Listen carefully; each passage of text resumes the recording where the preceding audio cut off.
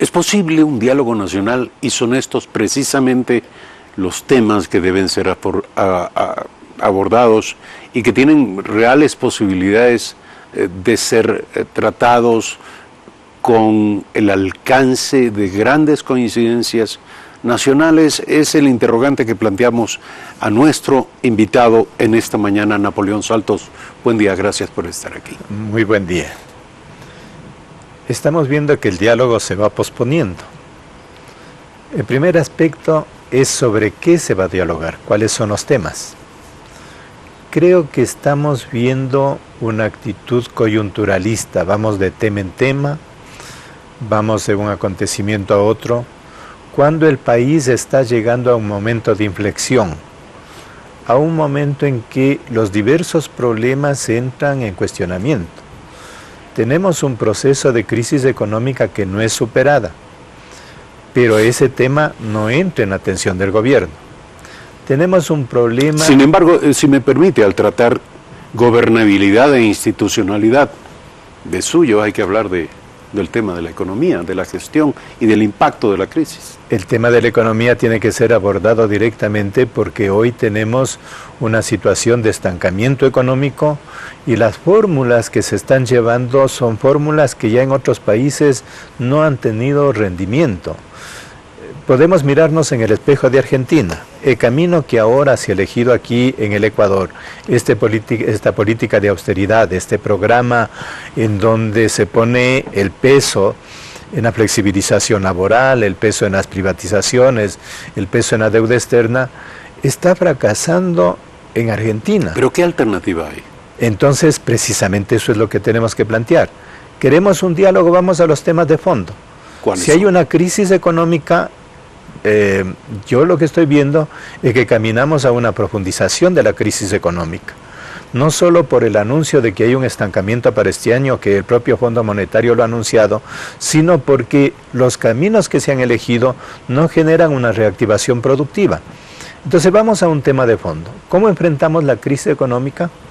La crisis económica estructural, no únicamente los hechos coyunturales, para no repetir ni el fracaso que tuvimos con el periodo de los 10 años, pero tampoco regresar a un ciclo que en América Latina está demostrándonos que no nos da salida. Entonces planteemos un tema de fondo. Nuevamente le pregunto, ¿cuál es la alternativa? Porque lo que estamos viviendo es la consecuencia de la aplicación de un modelo de excesivo e insostenible gasto público. Eso no va más. ¿Qué hacer? La otra fórmula que nos están planteando un falso dilema, en donde frente a ese excesivo gasto y control concentrado del poder nos plantean en cambio una economía de mercado, una economía que es un plan de austeridad. ¿Por qué no ensayar un plan de reactivación productiva en donde el eje no sea el manejo fiscalista, no sea el manejo monetarista, sino la reactivación productiva, un gran acuerdo nacional productivo? ¿Por qué no vamos nosotros, por ejemplo, a ver cómo reestructuramos el papel de la banca, en donde la banca, que es la única que está obteniendo beneficios en medio de esta crisis, tiene que contribuir a la reactivación productiva con una reducción de las tasas de interés? ¿Por qué no vemos el IES como un factor de reactivación productiva y le hemos convertido más bien en un problema con el riesgo de un quiebre del IES? Estos son problemas de fondo. ¿Por qué no tratamos el IES que maneja alrededor de 500 o 600 millones de dólares mensuales? Es decir, es uno de los recursos fundamentales de la economía para que, además de atender eficazmente a los afiliados, no vaya con el riesgo de un quiebre posterior, sino que esos fondos puedan reactivar la economía. Usted conoce que, por ejemplo... Bueno, ya hay una herramienta, el IES cuenta con el BIES.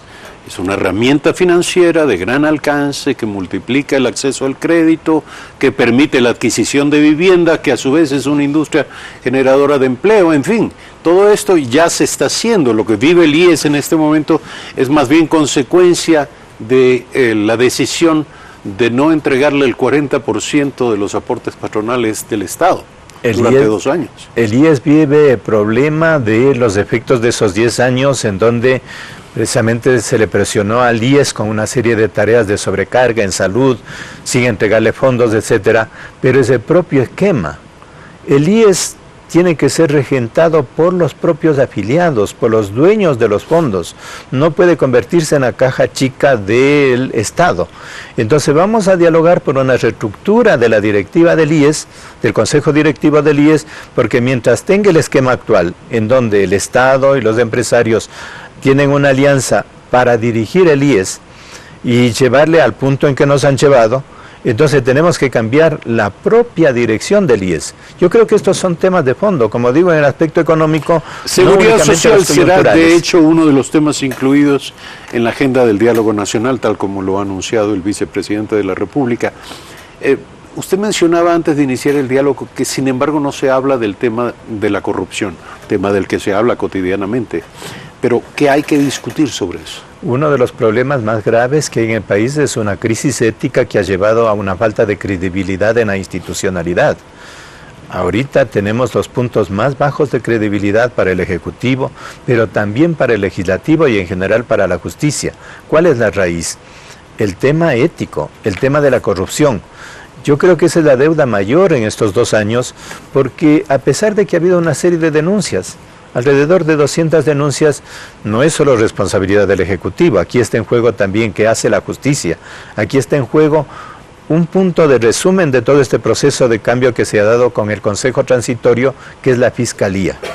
Estamos en el punto de inflexión porque hay una nueva fiscal, pero yo diría que en estos próximos 15 o 30 días se va a probar si todo ese camino que se abrió con el 4 de febrero para una reestructuración tiene un efecto, porque si hay 200 denuncias... ¿Qué esperaría usted que ocurra en los próximos 30 días? Que los casos fundamentales entren ya en proceso jurídico. ¿Cuáles, por ejemplo?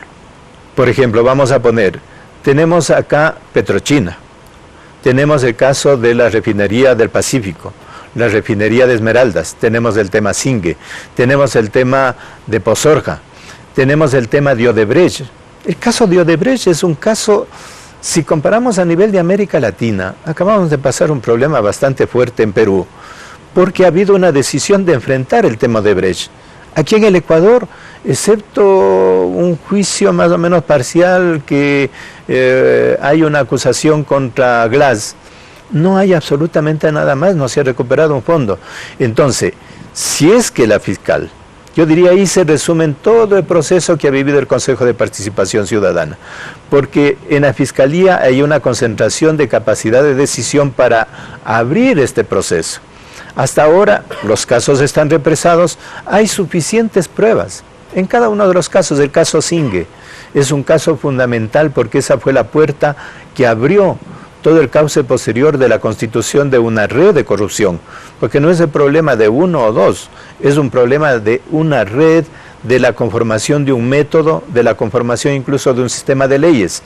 Entonces, si no afrontamos esos problemas de manera estructural y vamos de caso en caso coyuntural, los diálogos van a fracasar. Eso poco tiene que ver con el diálogo, en realidad está en manos de la nueva fiscal y habrá que esperar a ver qué decide sobre estos temas, ¿no? En el tema de la lucha contra la corrupción, uno de los puntos decisivos es precisamente la Fiscalía y habría que no solo hacerle un llamado, sino mantener una vigilancia para que esas promesas de que va a haber juicios de fondo en realidad se cumplan. Y podríamos ir a otros temas estructurales particularmente porque hay una crisis de representatividad política, hay una crisis de desconfianza institucional que tendría que ser afrontada directamente para que las respuestas no se queden en los hechos parciales. No vayamos a resolver los problemas, los efectos, sino que vayamos a un diálogo. Si es que hay el diálogo, si es que hay voluntad de diálogo, tiene que seguir, por lo tanto, a las raíces, a los temas de fondo. Gracias, Napoleón Saltos.